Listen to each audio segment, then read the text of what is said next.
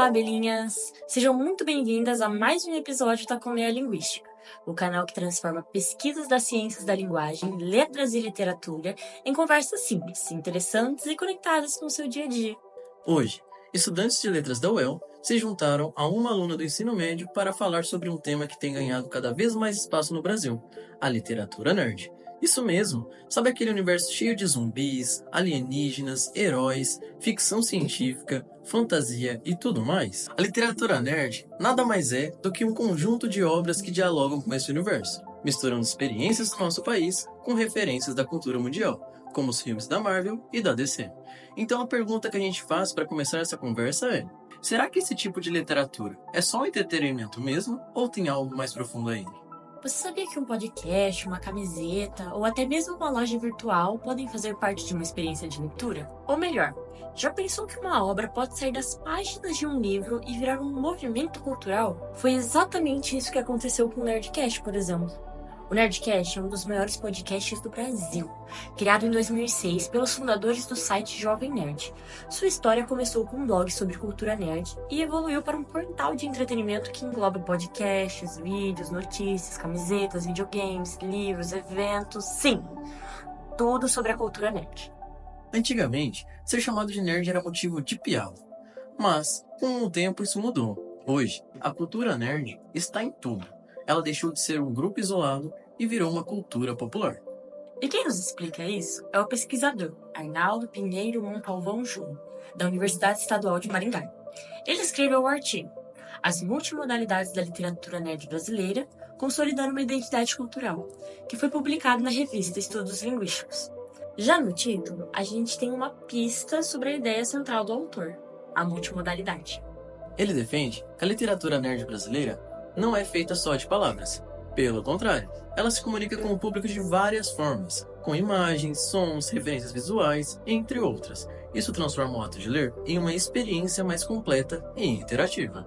Além disso, Arnaldo analisa como a literatura nerd é construída no Brasil, especialmente por meio do site Jovem Nerd, que a gente citou lá no comecinho, lembra? Eles transformaram o conteúdo do Nerdcast, aquele podcast famosão, em livros. Para isso, eles também tiveram que criar uma editora, a Nerd Books.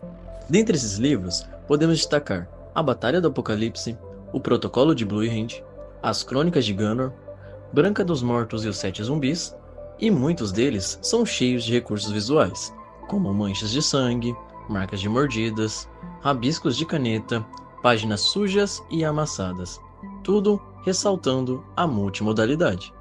Além desses elementos mais visuais, os autores desses livros também usam elementos da cultura brasileira nas histórias, como sotaques, paisagens, gírias, personagens típicos. E a pesquisa do Arnaldo afirma que, desse modo, eles estão ajudando a criar uma identidade própria da literatura nerd brasileira.